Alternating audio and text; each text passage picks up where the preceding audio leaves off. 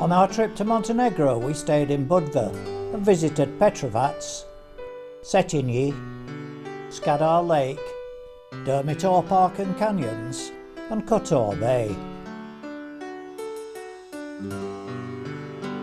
Our base was the 4-star Hotel Fargus in the centre of Budva. From the rooftop pool we could see the spires of the old town 15 minutes walk away.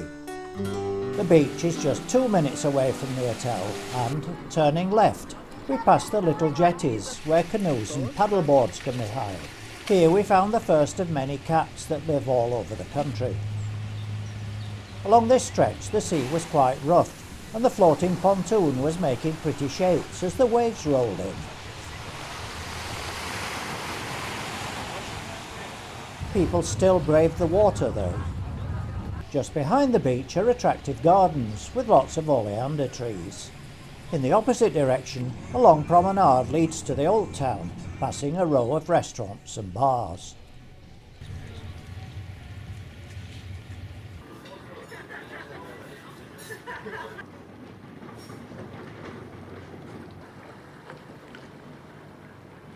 Beyond them is the small boat harbour, where many of the boats are available for hire for sightseeing or fishing trips. The promenade is backed by more parks and gardens.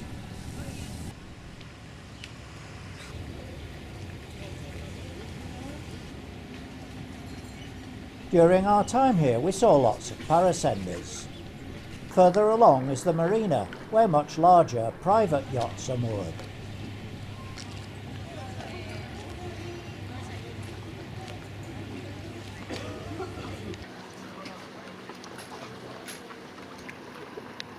Immediately behind them are the walls of the old town, which can be entered by several gates.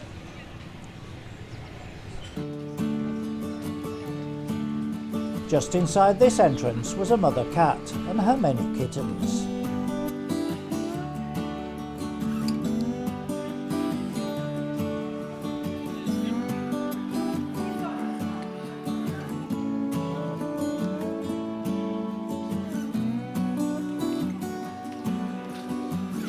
The old town consists of narrow cobbled streets, alleys and pretty little squares.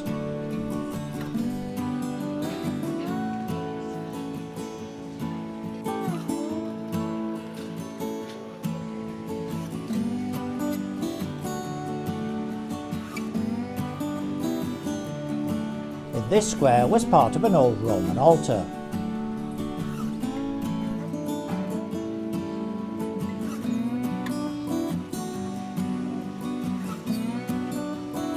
In the main square are two churches. The 7th to 12th century St John the Baptist Church has a bell tower, and inside are beautiful frescoes. At the other corner of the square is the Church of the Holy Trinity, an architectural gem of pink and honey-coloured stone, with mosaics over the doors and 3 bells above the entrance.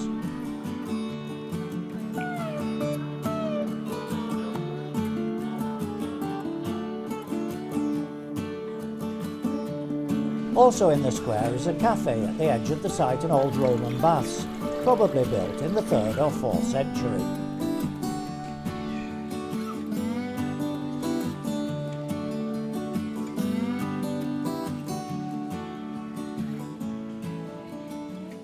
Nearby is the Benedictine Church of Santa Maria, dating from 840 AD.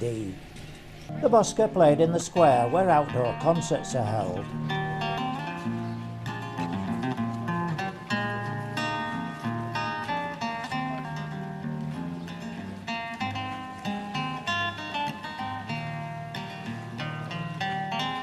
Behind him, the walls overlooked the sea.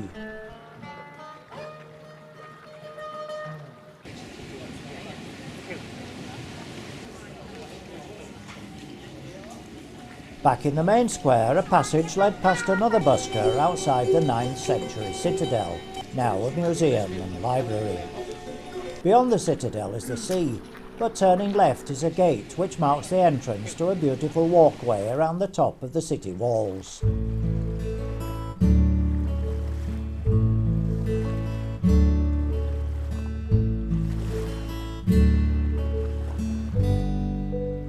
The walkway overlooks rooftops and hidden gardens.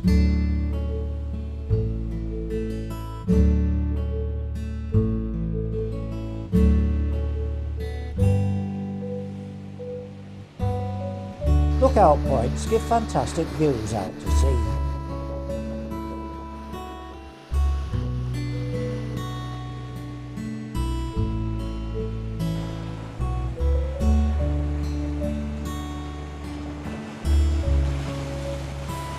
The town has been in existence since around 400 BC. Since then it's been in the hands of the Greeks, Romans, Slavs, Venetians, Turks, Saracens and Austrians.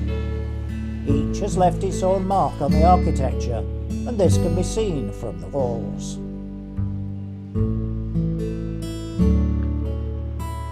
Over some of the entrances are slots where boiling oil or other nasties could be poured on unwelcome visitors.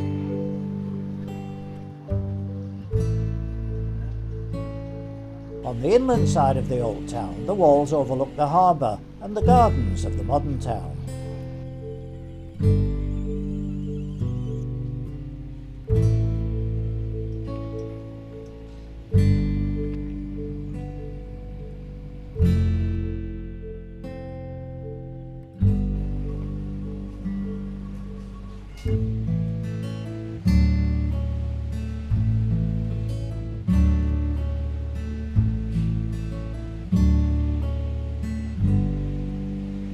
Back in the town, the streets and alleys are dotted with souvenir shops, cafes and bars.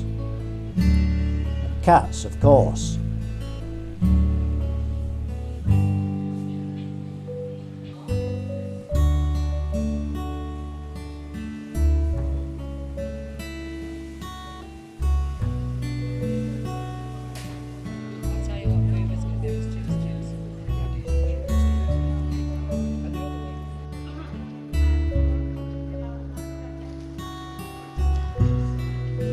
The main gate leads out into a large open area, at the end of which is a pebble beach dotted with sun loungers and umbrellas.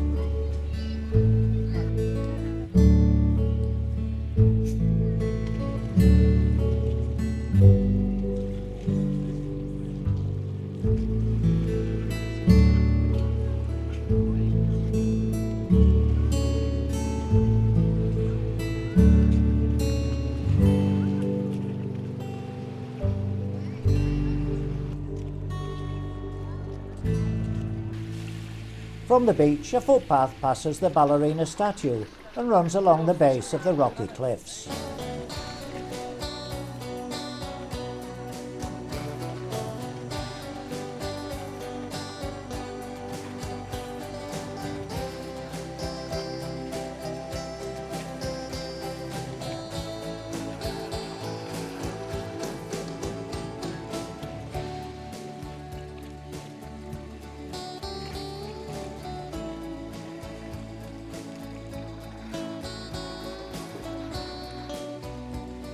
From the path there are views to Sveti Nikola Island, half a mile away, and more parasenders.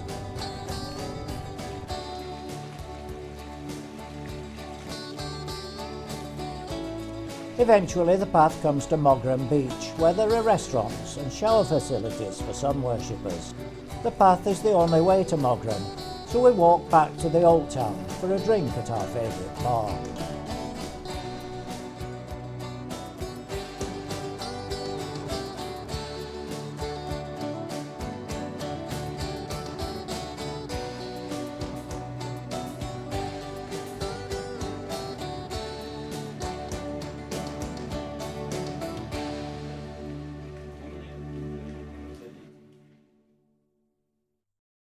A pleasant way of spending a couple of hours in Budva is to take a cruise around the bay with boats Budva.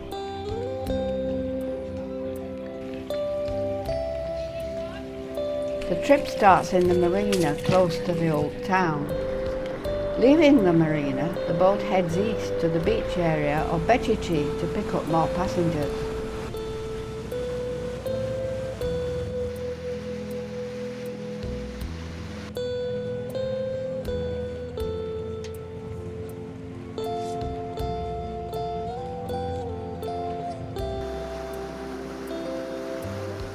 It then sails past the rocky shoreline where there are bays and hotels and sandy beaches.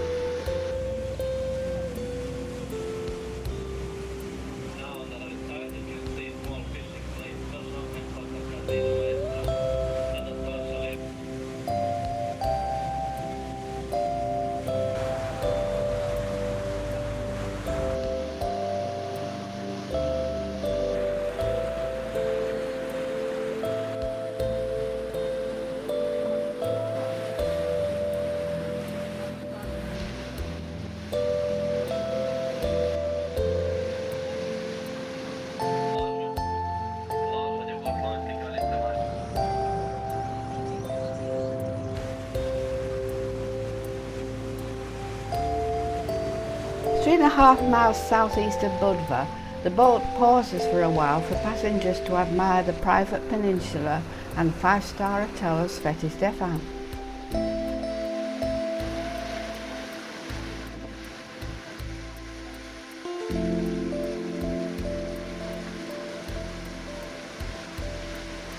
Here it turns back to head for the island of Cetinje or St. Nicholas, just half a mile off the coast of Budva.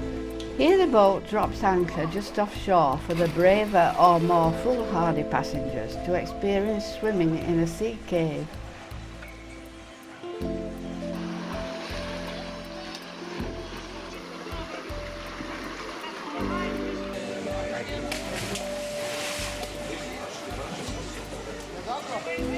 The less brave just chattered in the sunshine.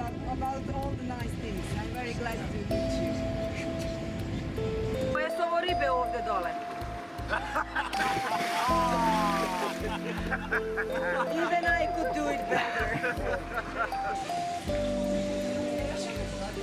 Next, the boat goes round the corner to Hawaii Beach where there is a small chapel. There's a restaurant and lots of wildlife too. Here passengers can just take a wander round or stay on the island and continue the trip on a later boat.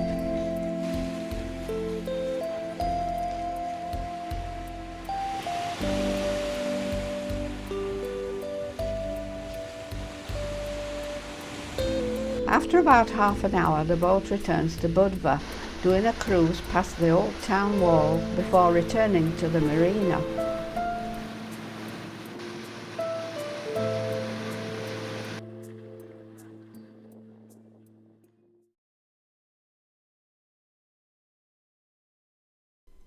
About 5 minutes walk from our hotel in Budva, by a little park, is the local bus terminal.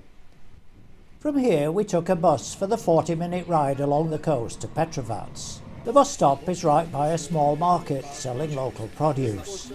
A few minutes walk down the hill took us to the seafront.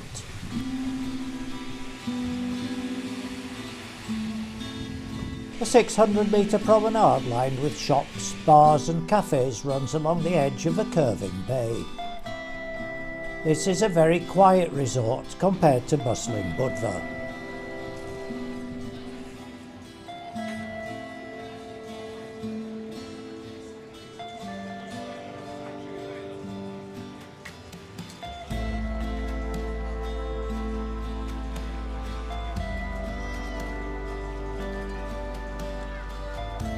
Overlooking the marina at the northern end of the beach is a 16th century Venetian Castillo fortress.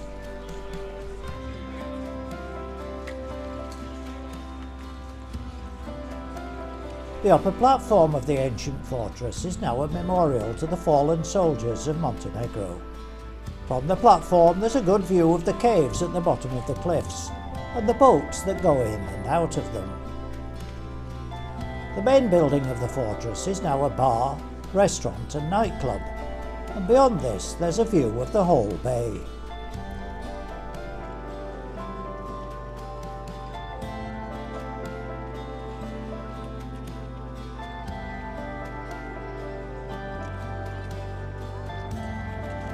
At the opposite end of the bay are two small islands, one with a tiny chapel. This end of the promenade is backed by gardens and hotels. The local bus then took us back to Budva.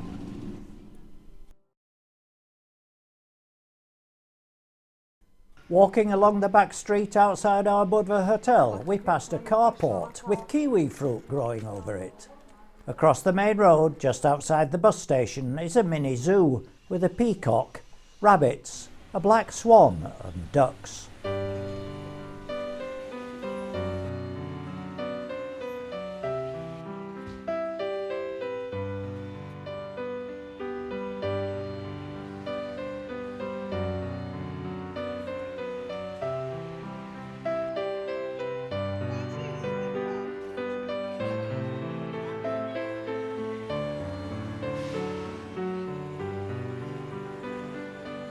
We were going to the city of Cetinje, and the bus started by going up the mountain road behind Budva.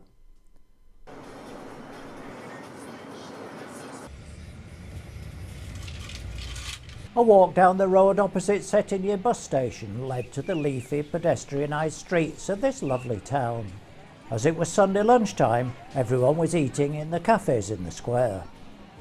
Cetinje, founded in the 15th century, was the capital of Montenegro from 1878 until the end of World War II, though the president's official residence is still here. There are many historic buildings in the town, and the first we came to was the palace of King Nikola, the last king of Montenegro, now a museum. Nearby is the earlier palace, known as the billiard house, because the main room of the ground floor contained a billiard table. Opposite is the Court Church, which was built in 1890 and is the site of a 15th century monastery.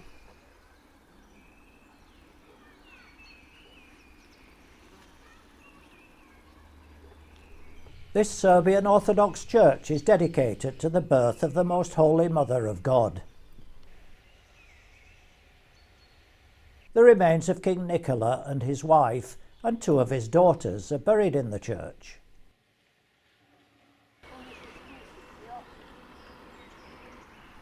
On the other side of the billiard house is the current monastery, which was rebuilt in 1927. It's said to contain the right hand of John the Baptist and fragments of the True Cross. Next door is an Orthodox seminary, and facing this is the National Museum of Montenegro.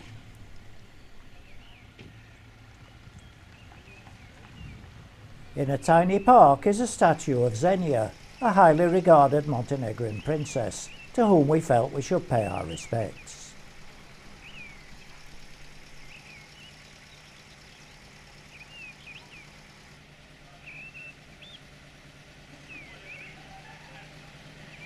A series of narrow streets leads to a small square. Here is the last remaining fountain from the 1890 scheme for a public water system, built following the drying up of the Cetinje River. Further down the street is the Zetski Dom Theatre, and opposite this is the Park of the Poets, with a statue of Alexander Leso Ivanović, a Montenegrin poet. From here we walk back to the bus station to take the bus across the plain, down the mountain overlooking the dramatic coastline, and back to Budva.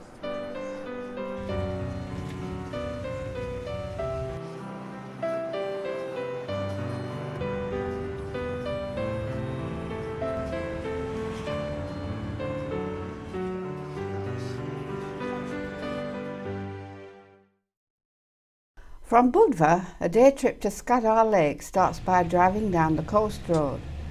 There was a brief photo stop at the viewpoint above the island hotel of Sveti Stefan, where there are views back to Budva. The next stop was at Verpazar, where there are lots of souvenir stalls.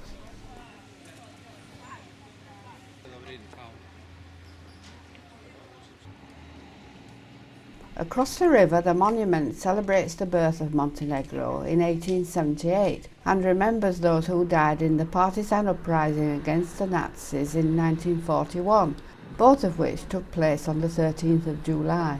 Verpazar is the centre of a wine-growing region. It's the starting point for boat trips on Skadar Lake. Our group boarded a boat close to the bridge. The guide came last, carrying a mystery basket. Then we set off down the river towards the lake, passing other boats on the way.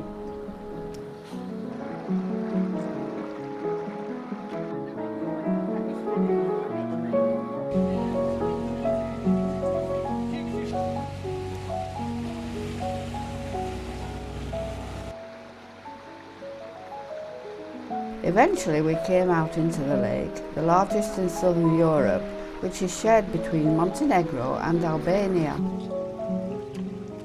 The larger Montenegrin part of the lake was declared a national park in 1983 and the smaller Albanian part as a nature reserve in 1996. Now the guide revealed the mystery of the basket. First he brought round Albanian fritters, which are rather like donuts.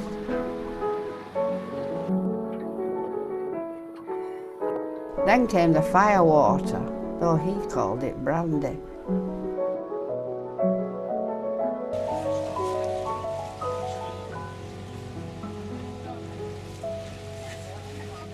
Wow, that was strong. There are lots of birds on and around the lake, and this cormorant was really showing off for us. On a tiny island is an old fortress once used as a prison. It only held about 20 prisoners at any one time. Only one inmate ever managed to escape, which he did by taking a door off its hinges and using it as a raft to paddle to the shore. The lake is very shallow, and in the summer the water temperature can get up to 29 degrees.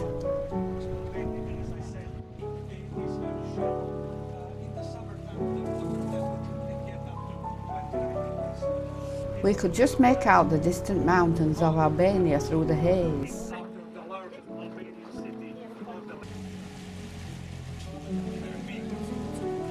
Around lunchtime we pulled into a small bay where we tied up to a jetty. We then climbed to a series of dining areas on terraces overlooking the lake for a meal of lake fish.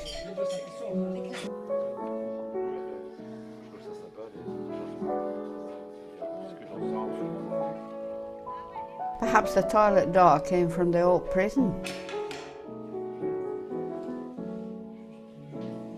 We had some free time which we used to wander along the shoreline, looking at boats and birds. This is a coot, which looks to have the whole lake to itself.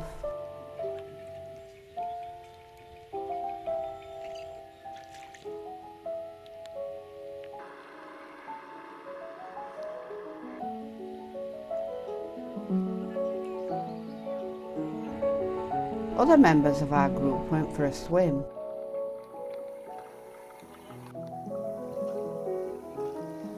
The great crested grebe was a champion diver, or was very camera shy.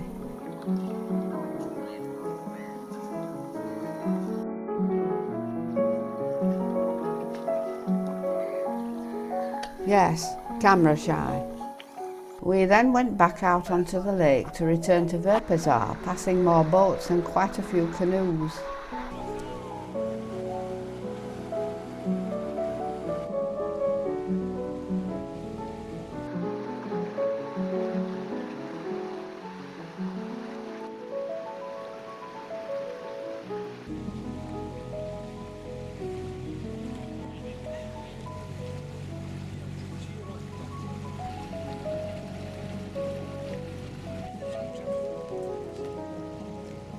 We left the boat in town and on a quiet stretch of the river saw our last bird of the trip, a heron.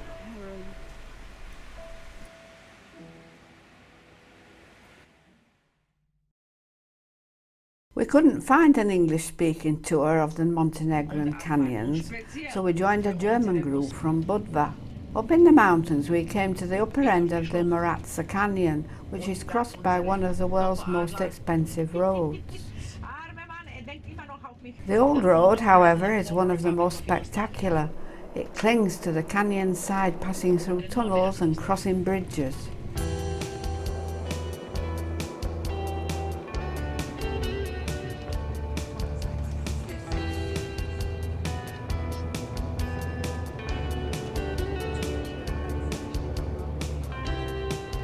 We stopped here to take photographs and get a feel for the scale of the canyon.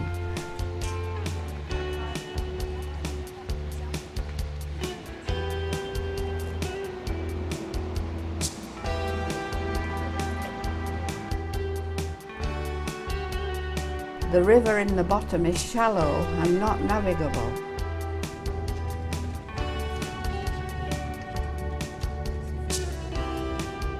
We continue through the canyon to the Maratsa Monastery, which was founded in 1252.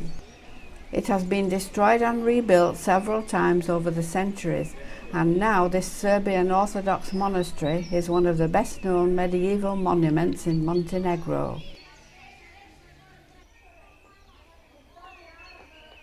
We wandered around the beautiful gardens along with several groups of school children.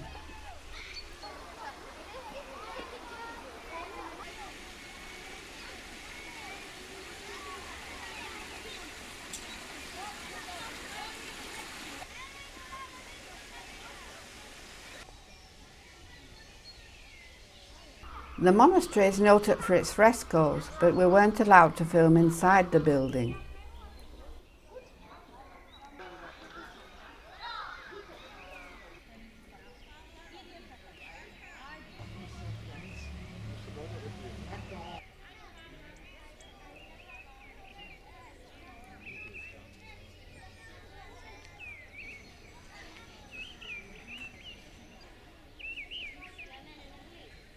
We then drove over the mountains until we came to the Tara River, which was very low on water.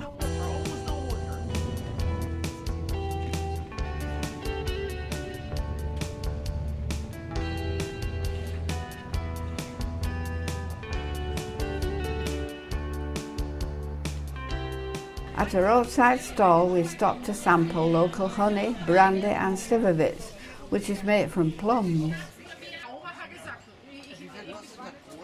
We then drove into the Tara Canyon, second only in depth to the Grand Canyon.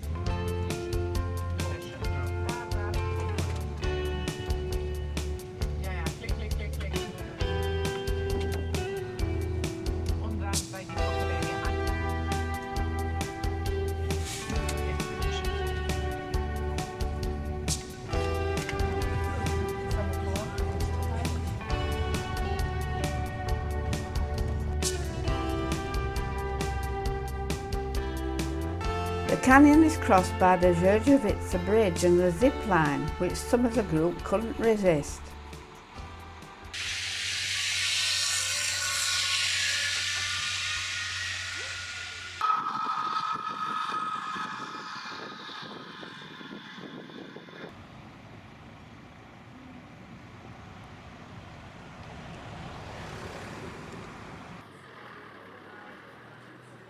The 1,200-foot bridge was built between 1937 and 1949, has 5 arches and stands 564 feet above the river. Partisans blew up part of the bridge in World War II and it was rebuilt in 1945. It was used in the film Force 10 from Navarone. From here we drove into the Durmitor National Park. From the coach park we walked up a long path passing stalls and statues on the way to the Black Lake. This glacial lake is the biggest in the national park and a 2-mile walking path goes all the way around it. It's in the shadow of the 8,300-foot Durmitor Massif and the whole park became a World Heritage Site in 1980. We then drove over the plains and stopped for coffee and gorgeous cream cake as the sun set.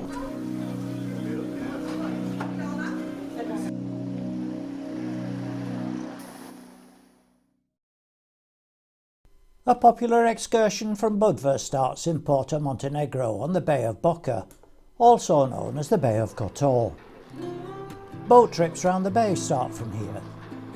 At the southern end is the old marina, which has been turned into an attractive garden and promenade area.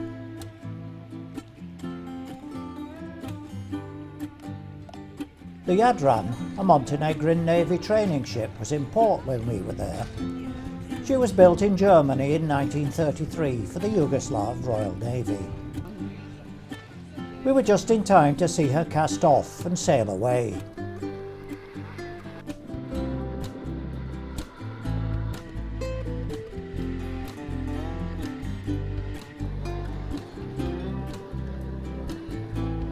The promenade leads north to where the super yachts are. Imagine ordering a multi-million-pound super yacht, and when you first see it, finding you've just bought the world's biggest iron. The new marina is one of the most luxurious on the Adriatic and includes apartments, businesses and a 5-star hotel.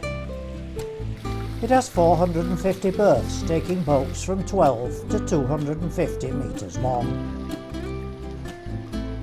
Our guide said the best place to hide a submarine is on dry land, so they have 2 in front of the Naval Museum.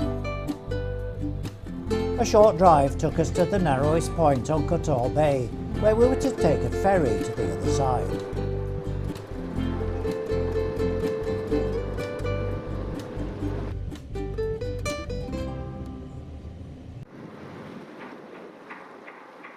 Once on the ferry, it takes about 10 minutes to cross the 300-metre wide strait, with lovely views in all directions. This saves an 18-mile drive, which would take 45 minutes. Once on the other side, we drove clockwise round the bay, passing the islands of St George and Our Lady of the Rock, which we were to visit from Perast. As soon as we arrived in Perast, we walked down to the jetty, where we boarded another boat. This took us out into the bay and onto the island of Our Lady of the Rock. This is an artificial island formed by generations of fishermen throwing rocks into the water in the place where an icon of the Madonna and Child was found in 1452.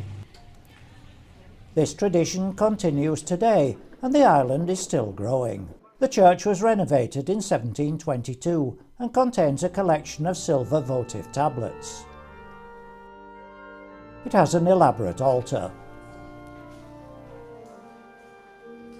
Upstairs is a small museum with scale models of the island and neighbouring St George.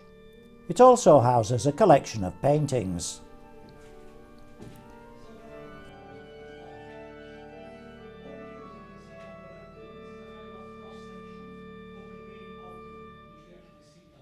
From the roof there are views over the bay and St George's Island.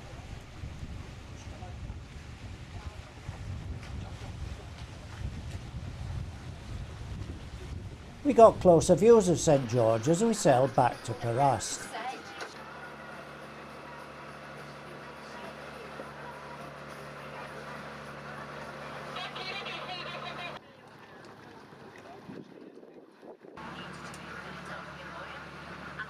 Once in Perast, we had free time to wander around this, the smallest town on the Adriatic coast.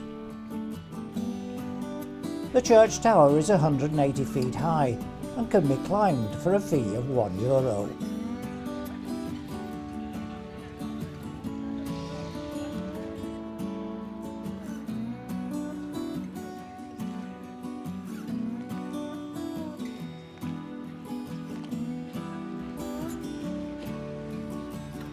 We then returned to the bus to continue past the mussel beds to Kotor town. The town stands beneath high mountains with defensive walls climbing to the top.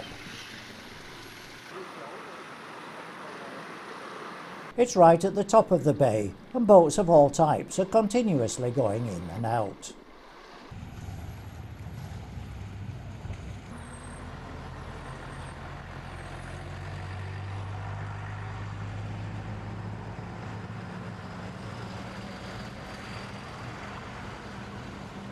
The old town, which we'll see shortly, is surrounded by thick walls on the seaward side. We took a walk along the water's edge looking at the boats and cruise ship the Enchanted Princess.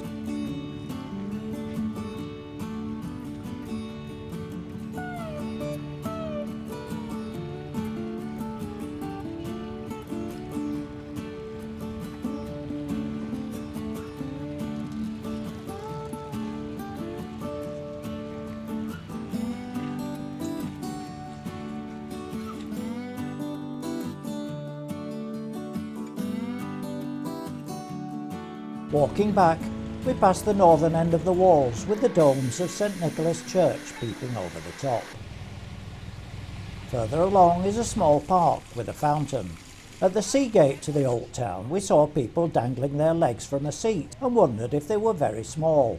Turned out that the seat was very big. Above the gate is the coat of arms of Yugoslavia and the date 12/11/1944, when Kotor was liberated from the Nazis. The gate opens into Arms Square opposite the clock tower. Both the tower and the clock were built in 1602. A maze of cafe-lined streets lead to St Tryphon's Cathedral in the square of the same name. More narrow streets with more cafes led to the 17th century monastery of St Francis. These steps took us to the top of the walls.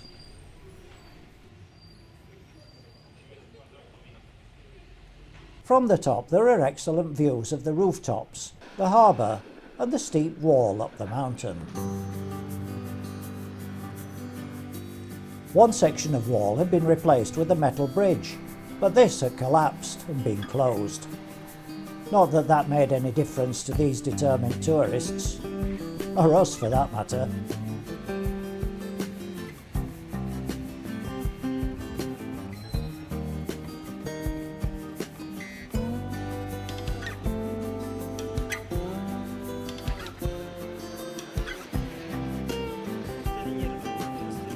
Now we're above the sea gate on the walkway in front of the Duke's Palace, and down there is the giant seat.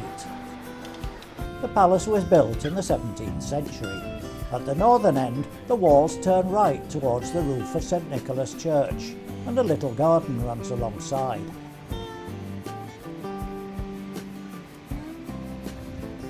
This bench is taken.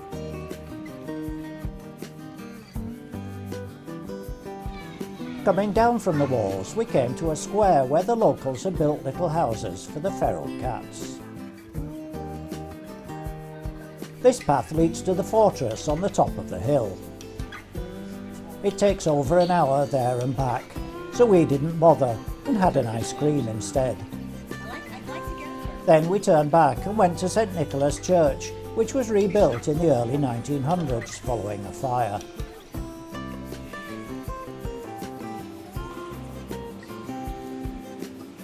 In the square, a lady was making fresh ice cream. It's going to take a long time to make enough for all these kids.